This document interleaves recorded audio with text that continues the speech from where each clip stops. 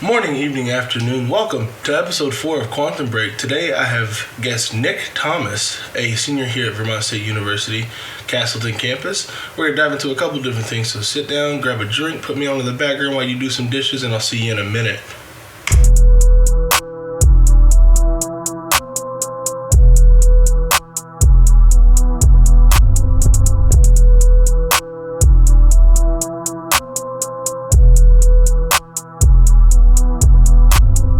Some might even say hung, hung, hung. Hong Kong Hong? That's how it be. How are you today?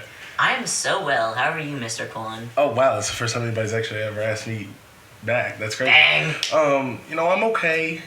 Weather's kind of crappy, but... It do be a bit crappy, but that's okay. Do be dark and the Saturday of doom and despair here at Castleton University. No, for real. Actual doom and despair out in the public.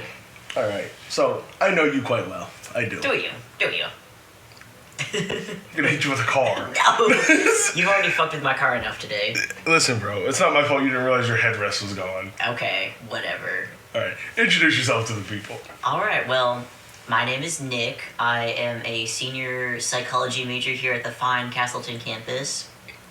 I have just been accepted into a very lovely clinical counseling master's program at the wonderful St. Michael's College. Grad school! And I'm now waiting to hear back on my interview for a graduate assistantship job, so we'll see about that in early April. Ooh.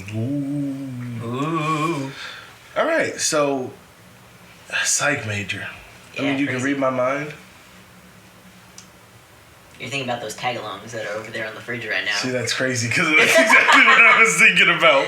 I'm like, damn, another tag-along would be crazy. They are very Shout out Girl Scouts that were at Market 32 for the tag-alongs. Blessed Girl Scouts. All right, so as you mentioned, you're a psych major.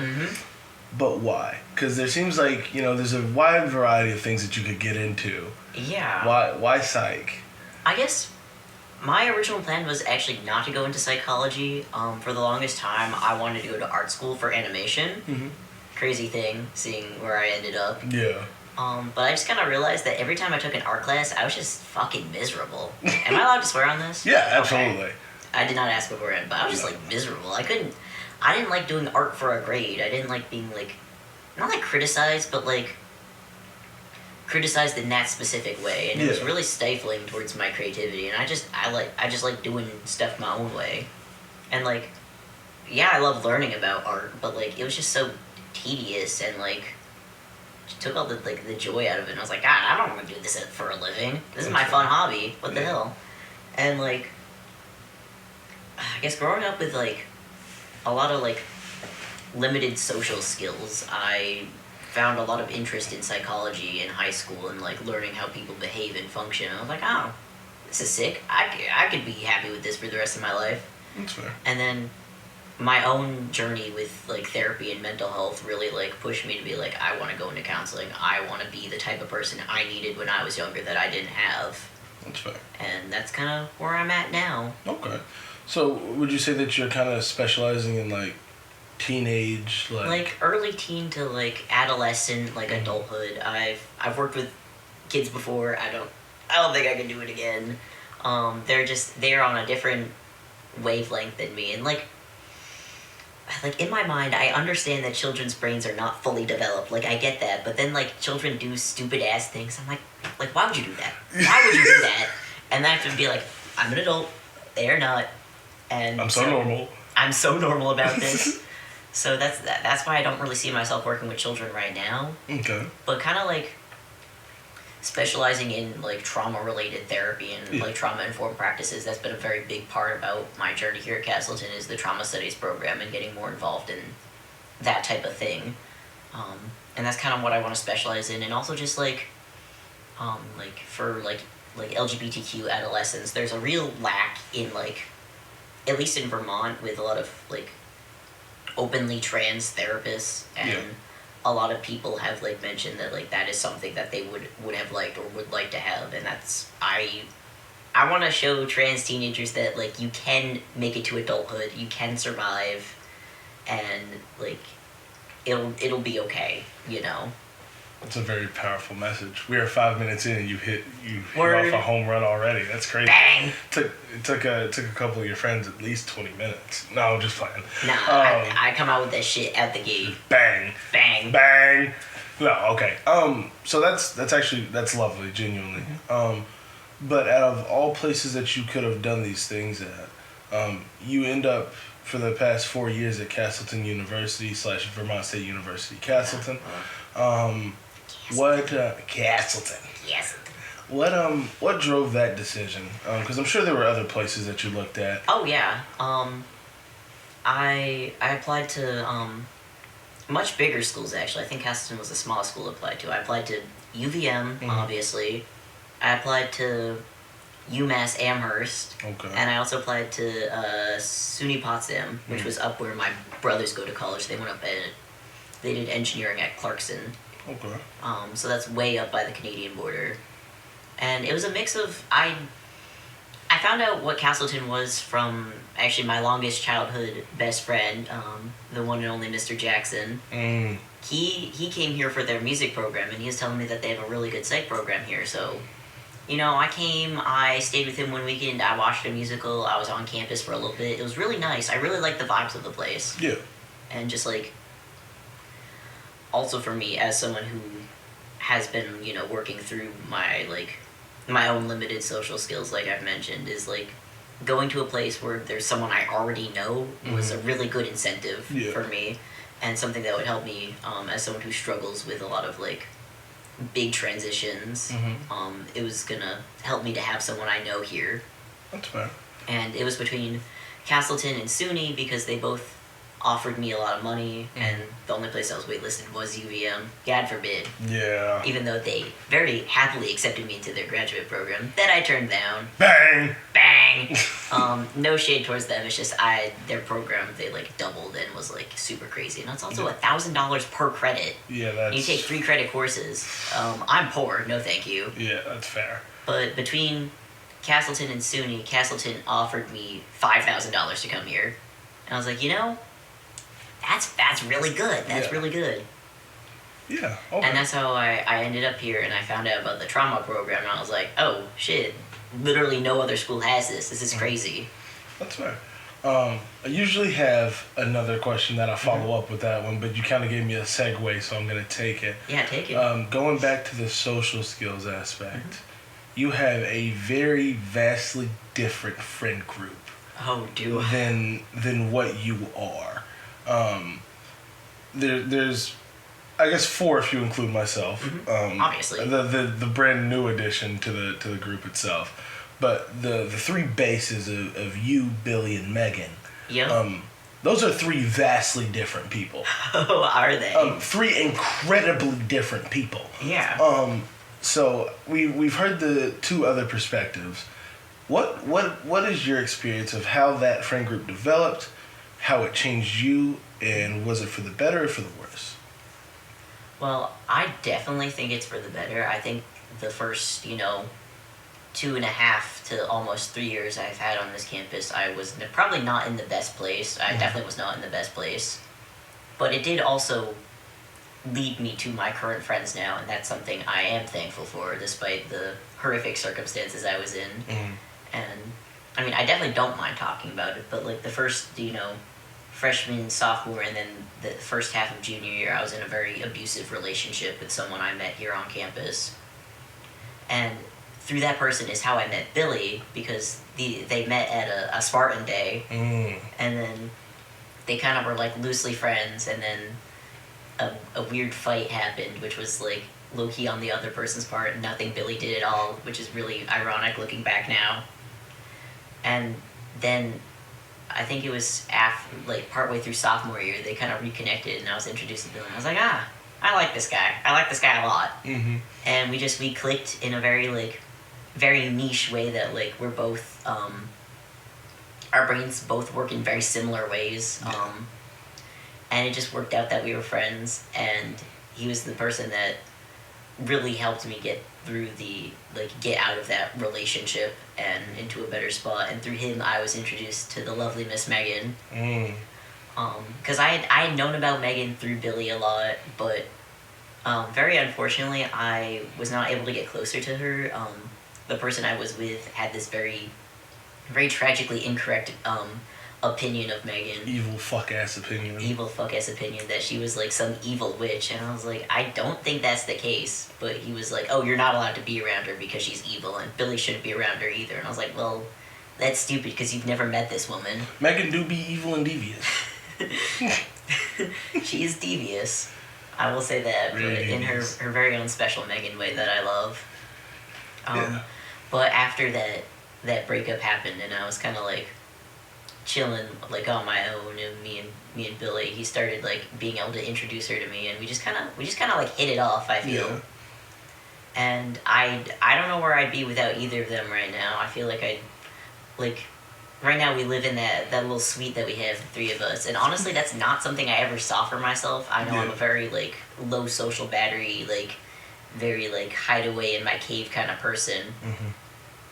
And like this whole time I was like, oh, I can never live with other people, I could never do it, especially like getting out of my last relationship where he had to move in with me, which was crazy. I don't know how I let that happen, but things do be happening. Hindsight's 2020. Hindsight is very 2020. But I love living with them. This is the best experience I've had. This is the best year I've had on campus, honestly. Yeah. And I feel like I have such a good like support system from them. That's good. One thing that I was gonna say, I've never met a group of such vastly different individuals that can just be in the presence of one another and be okay.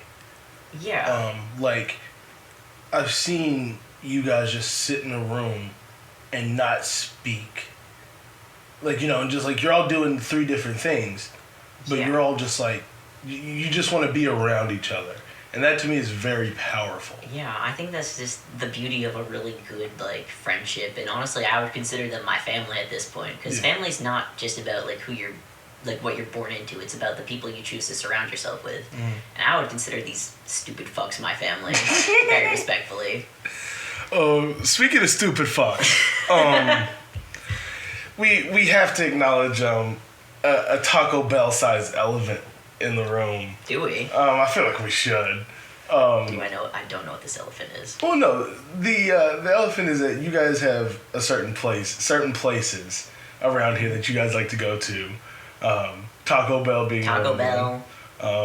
Tokyo House Tokyo being one of House. them. If we're not poor. If you're not poor. God forbid we be poor. God forbid we all be in college and not have a lot of money. So if you had to pick one of the two, Taco Bell or Tokyo House, and you're permanently banned from the other one. Fuck. Okay. And this isn't just you. This is the entire group. Okay. You know Miss Megan loves her sushi. You know Billy loves his Taco Bell. I'm putting you in the middle. You have to pick one. Okay. I low-key already have my answer. I'm going to have to be honest. I'm going to have to go with Tokyo House. Just because I feel like they have a little bit more variety in the food. Because you never said we only have to order the same thing every time we go. That's fair. And I feel like they have way more variety. And you can definitely make it work on a budget if you need. Low-key, you could just order a shit ton of appetizers and call it good. That's true. Okay. I respect the decision.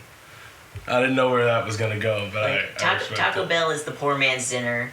But God, do I love steak. I love steak too much to truly give it up. That's fair. I respect it. Okay.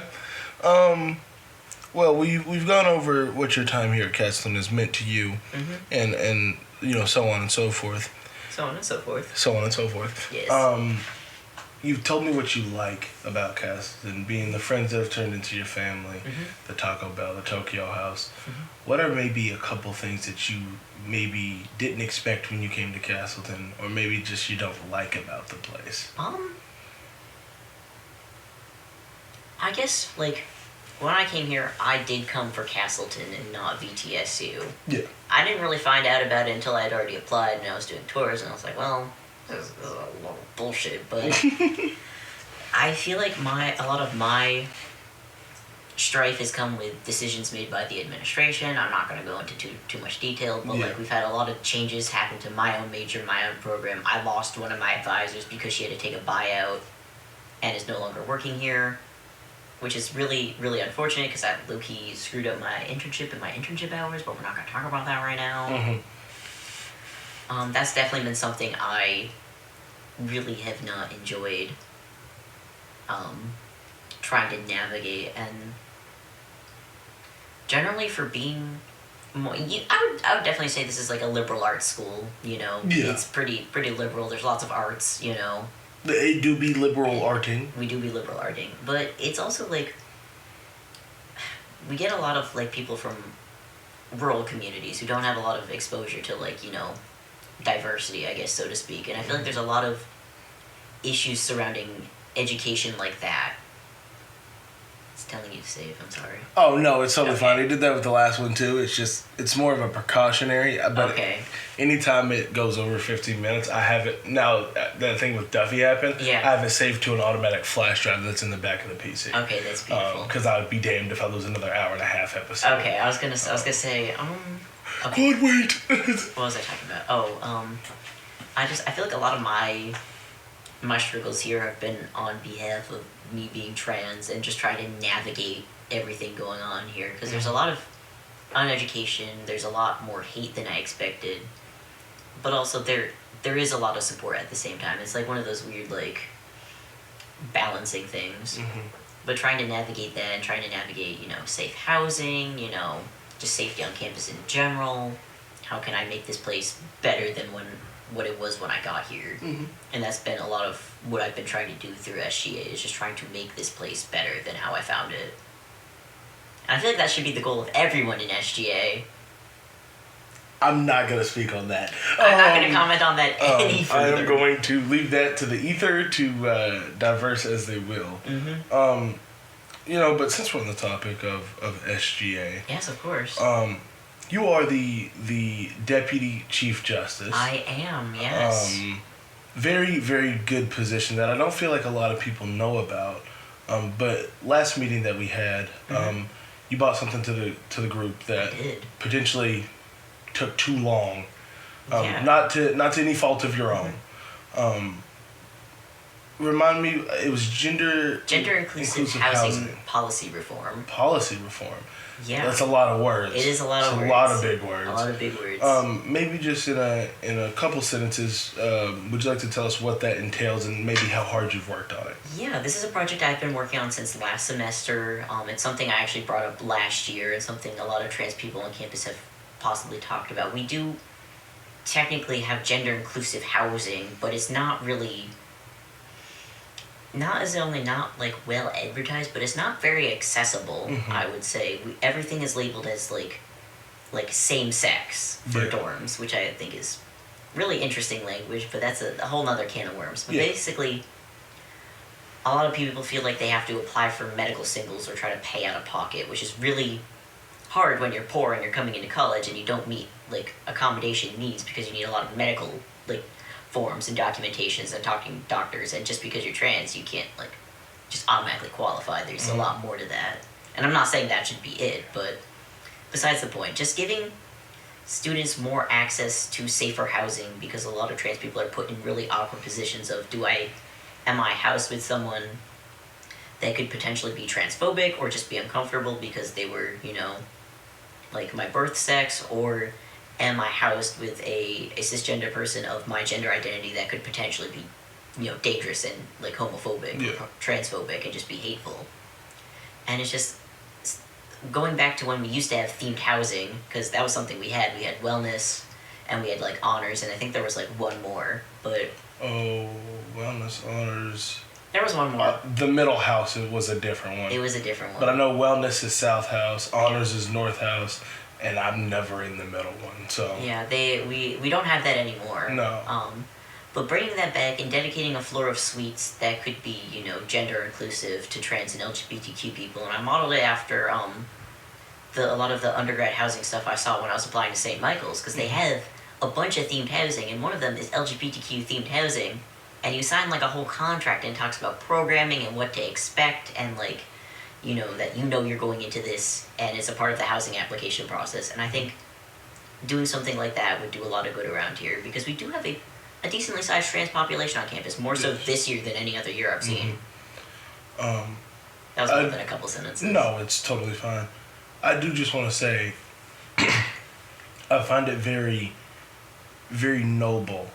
The fact that you might not get to enjoy the fruits of your labor yourself. Mm-hmm. That this is something that will definitely. I mean, you got 2 months left. This'll outlast you. Really unfortunate. Very unfortunate. I have been working on this since like November-ish. I've had my 12-page PowerPoint in my drive that I've been waiting to present, and I just have not had the opportunity, but I will. This upcoming Thursday, I'll have a meeting. Bang. It is scheduled. Bang. That's great. I didn't get to tell you about that part, but no. Well, that can be I just found out. A post-Quancast talk. Bang. Bang bang. No, but I find it very like, it's admirable. Yeah. That you're going through all this for something that you won't even get to enjoy. I think that it's not something I really. It's not that something I need to enjoy. When I got into SGA, my whole thing was what can I do for the student body to benefit the student body. It's never been about me. It's always been about the collective, or the people that need the help the most. And that's what I talked about a lot in my application process, was like, I am here solely to do what is needed to be done for the student body to the best of my ability. And this is something, well, it's very personal to me, but also it's very important for people who, were like me coming in freshman year, scared out of their mind about housing, because it's like, am I going to be safe? Am I going to get the accommodations I need? Am I going to feel comfortable on campus? That's fair. I have this this motto, I guess is what you could call it. Yeah. Or more like something that I think about quite often. It's called the law of equivalent exchange. To gain something, you must give something up that has equal value, right? Yeah.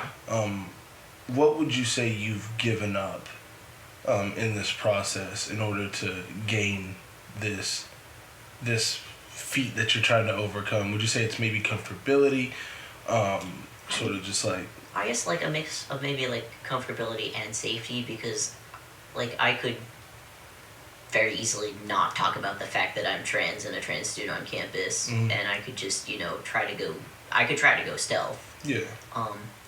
To how easily I could do that. Yeah. I'm only 2 years on my HRT, but we're getting there. Yeah. But it is important to me that I fight for the rights of both myself and the people around me, and I would rather be very vocal and very open about my identity as a way to better the lives of other people who may be scared to do that or not feel comfortable. So I guess it is kind of like putting myself out there and labeling myself as a trans activist student. Yeah. That's fair. I like that answer too. Thank you. Would you say that maybe... I know I keep circling back. No, that's fine. Circle away. Does it feel maybe sometimes that maybe you've put a target on yourself? Because I know like with certain things, like it kind of feels like there's a target on you anyway, but maybe now you've just kind of like put that target on a jacket and now you just wear it around constantly. Yeah, I mean... Whether that be with like students or administration. Yeah, I guess in a way... Yeah, oh, you said something and I thought of words that now I can't think of them. I guess, like, it has kind of... Because it's, like... Sometimes I do sit there and I'm like, I don't want to be known as, like the trans guy. Just, like, a guy, And, like, sometimes it frustrates me because that's all people really see me as. But also, like, if I can take that over someone else, I would gladly do it 12 times over, It's very... Not a lot of people I would rather that. take the target and everything than someone else.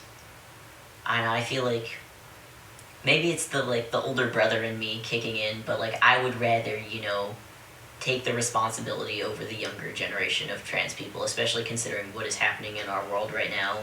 And like my career goals are to go into like counseling for like LGBTQ youth and trans people. and just like, you know, like, yeah. Yeah. There's not many people. I think I could maybe on one hand that would do something like would physically sit in front of me and say what you just said.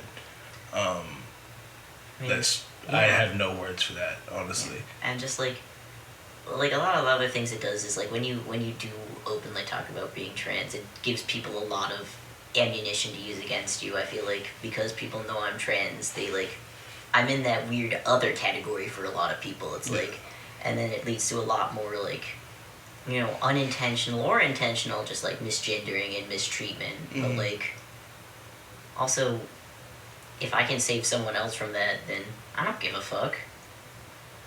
Like, yeah, am I gonna be pissed about it? Yeah, but like, also, whatever. Yeah. Whatever. Fuck you. Fuck you. Fuck you. And then but it's also like the good people in my life that like respect me and see me as who I am. They make everything. Like, you know, like you, Megan, Billy, like you guys are my people, and you know, like especially with like you, I don't have a lot of cisgender men that treat me normally, and that's why I really value our friendship, because you just treat me like a normal fucking person, and it's just really nice, you know? No, I'm not. No, I'm not. No, I'm a grown ass man. Not finna do that.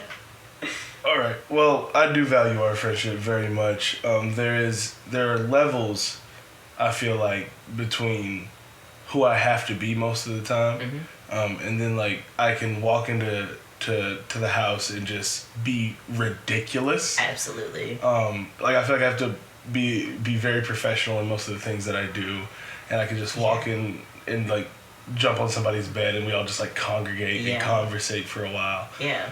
Because God forbid if any of y'all come over here, that'd be a crime. Oh God forbid. I get it. It's 3-1. It's 3-1.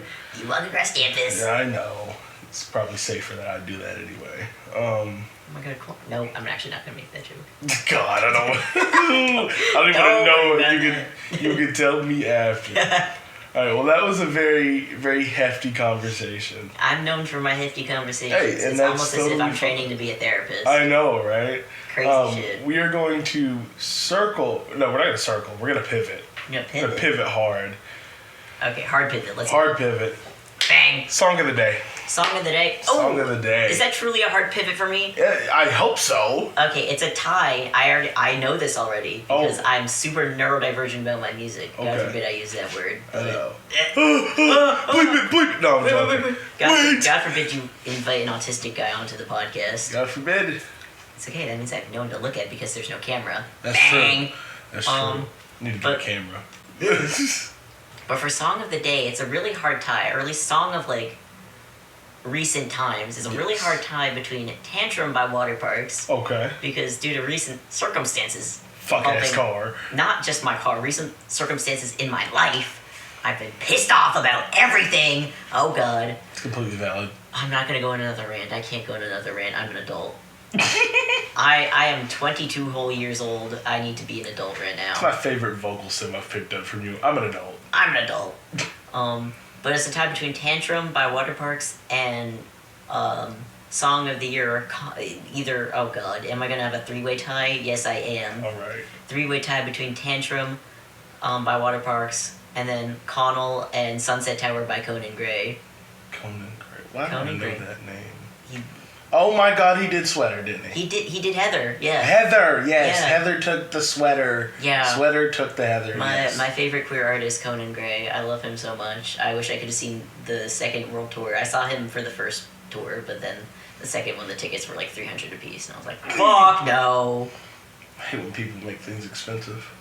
Because the other tickets were like $150 a piece. And See, that's reasonable. You can do that. That's reasonable, but like $300 to $370? Fuck no. Could I have gone $50 tickets for the nosebleeds in TD Garden?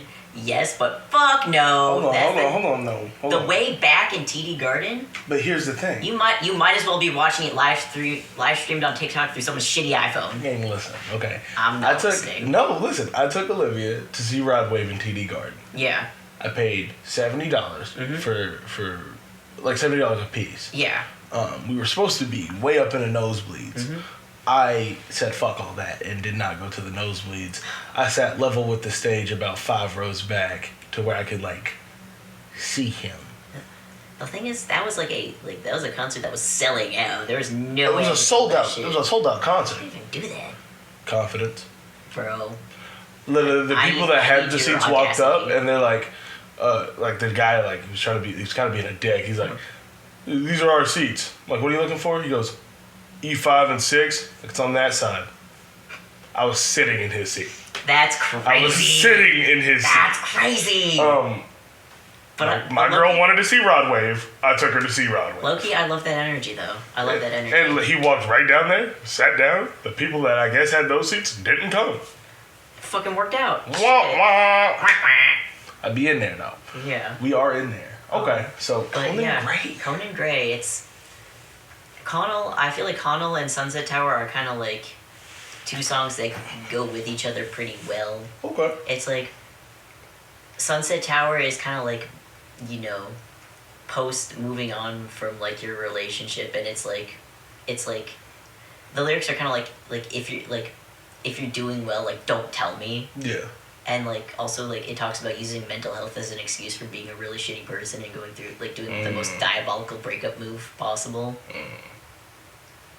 Might have to look this up. It's thank God that song did not drop last January, because I probably Nichols would not be here. LOL. boy. Not actually. Me when Givian drops an album at any point in time. Actually. I'm like, Olivia, we have to end our relationship for like 3 hours. 3 hours right now. Let me finish the album, then Yeah. we can get back. And then Connell is kind of similar, where it's talking about like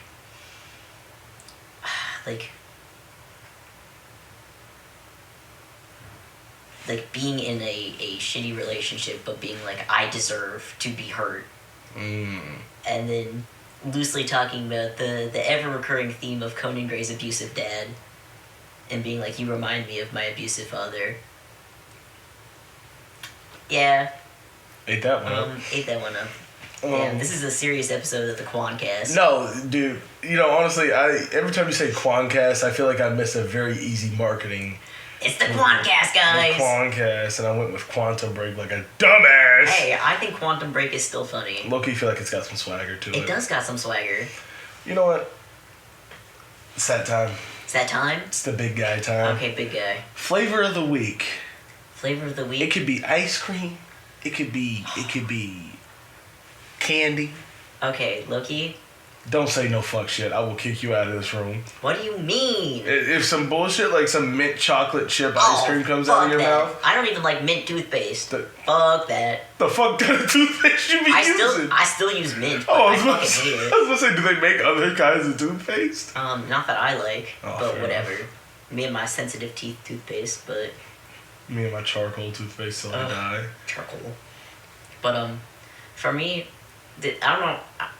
You weren't there, but Billy got me one of those cups you put in the freezer and you squeeze it and you make a slushie out of stuff. I was aware that you did receive this gift, yes. Put in lemonade into that bitch and making a lemonade slushie. So you hate me and you're trying to I know kill you're me. allergic to lemons, which is really just like a you problem, not gonna lie. That's crazy. It is a you problem. It is a me problem, Yeah, but that's crazy God to say. forbid, just stop being allergic to lemons.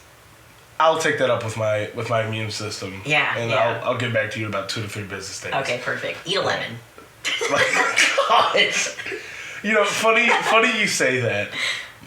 So Olivia's sister's husband, every time I'm around him, he's like, I don't think your allergy's real.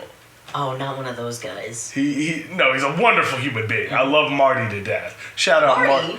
Yeah, so I have a Marty here and then a Marty at home. Not the MK3? Shout out MD. I don't even know how old Marty is. Damn. Gosh. Yeah, but... Another timeline, my dad went by Marty. Oh, God. David. Martin David, get your ass over here. Actually, don't. Actually, white man named after Martin Luther King. Well, that's a different can of worms. That's why he was there. We're not going to talk about it. We're not.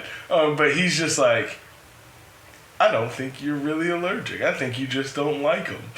I'm like, Marty, I'll die. He's like, where's the proof? I'm like, Marty, You do not need to. Like let me just bite a fucking lemon and let my throat close up in front of you, and then maybe he'll believe me. I think he'd still it would be a power move. I'd be dead. It would be a waste of an EpiPen. That's not a good situation to use an EpiPen in, but. You know, I told myself if I ever get to the point to where like I'm passing away, I'm having the coldest glass of lemonade. You really should. Of all time. Minute Maid, they're the best brand. Is it Minute Maid? It's truly the best brand. Okay. Shout out to Minute Maid. Shout out Minute Maid, please sponsor Nick. The Peanut Gallery is booing me. The Peanut Gallery. Silence from you. Is drinking fucking Diet Cokes like they're going out of style. So the Peanut Gallery can stay over there. Okay, so the flavor of the week. Wait, what was the flavor of the week? Lemonade slushy. Lemonade slushy. Okay. Yes, sir. All right. Well, you know, gosh, we're circling back into maybe a potential deep cut. That's okay. It is my favorite question that I ask people when they're on here. If you could go back in time, 4 years to freshman Nick. Oh God. What would you tell him? Oh, there's too many things I could tell him. I would say, first thing, trust your intuition. My intuition says, stay away from that evil man. Evil fuck ass man. Should have trusted my intuition. The next part is generally don't be afraid, because I feel like I had a lot of fear before I came to college, especially about transitioning, which I knew it was something I always wanted to do, was like get on HRT and like go through the process, and I was just very afraid of, you know, what would my family think. They already kind of knew, but it was like the weird thing where it's like we know, but we're not going to acknowledge it. It was just kind of lingering in the air. It was just kind of lingering. And, you know, it was like should I start it? What if they kick me out? What if they cut me off? Because I was in the beginning, I was still rather dependent on my parents when I first got to college before I just kind of dropped off the face of the earth. But, you know, just everything did thankfully work out one way or another, and I'm very, you know, grateful to now know that I do have my parents' support, and they're just a little weird about it sometimes. But just telling myself that, like, I need to lock in. Like, gotta lock in. And, like, I think one of my biggest regrets is honestly not transitioning sooner, because I feel like it took such a big toll on my mental health at the time. And ever since I did start transitioning, I'm no longer suicidal anymore, which is real crazy for me. And just like telling myself to not be afraid. And then the third and the final thing is, I'm going to steal a line from one of my favorite movies, I Saw the TV Glow, absolute banger, is that there is still time. Also in the same regards to my transition and just my life in general, but feeling like I have to put a lot of pressure on myself to do the most all at once and get everything done, and I just need to get there, but there is still time. There's still time, and I always worried, like, oh, I'm transitioning at, like, you know, 2021, am I too late? But it's never too late. It's never too late for anything. And I am generally the happiest I've ever been in my entire life at this point, despite the little stressors here and there, but generally overall I'm so grateful for the life I have right now, and just there's no rush. There's still time.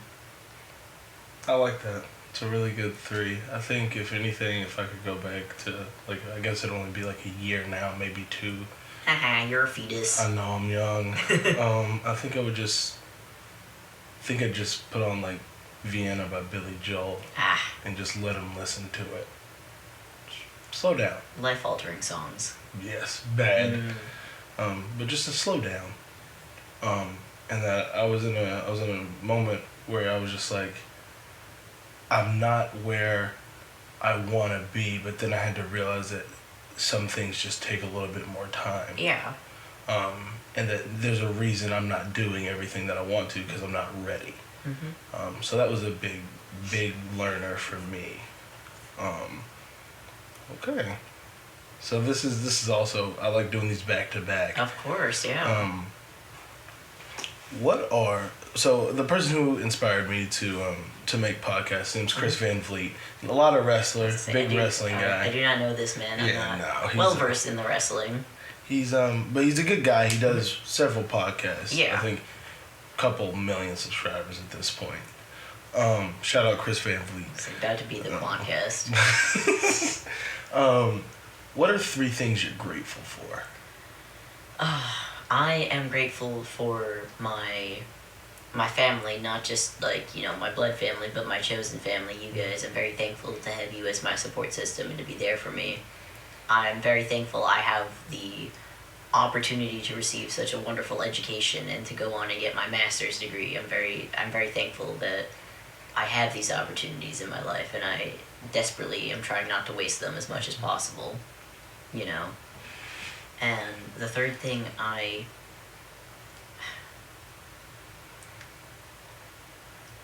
am very grateful for the experiences I've had that have led me to be able to put myself out there and be a voice for other people, I guess, if that makes sense. I'm not sure if I'm wording that in the way I want to, but... No, it makes sense. Yeah, those are my 3. That's a good 3. The big 3. The big 3. Oh, yeah. Nick, this has been lovely. This has been absolutely delightful. It's been fantastic. For the 3 or 4, maybe 5 people that might listen to this thing on the full way through, what's your final message to the people? I'm just gonna run it back and just say that there's still time. There's still time to do the things you want and the things you love. There's still time. Don't feel like you have to it's too late to do anything. Bang. Bang. I couldn't have said it any better myself. Ladies and gentlemen, this has been Quantum Break episode 4. Drink some water, tell somebody you love them, and I'll see you in episode 5. Peace.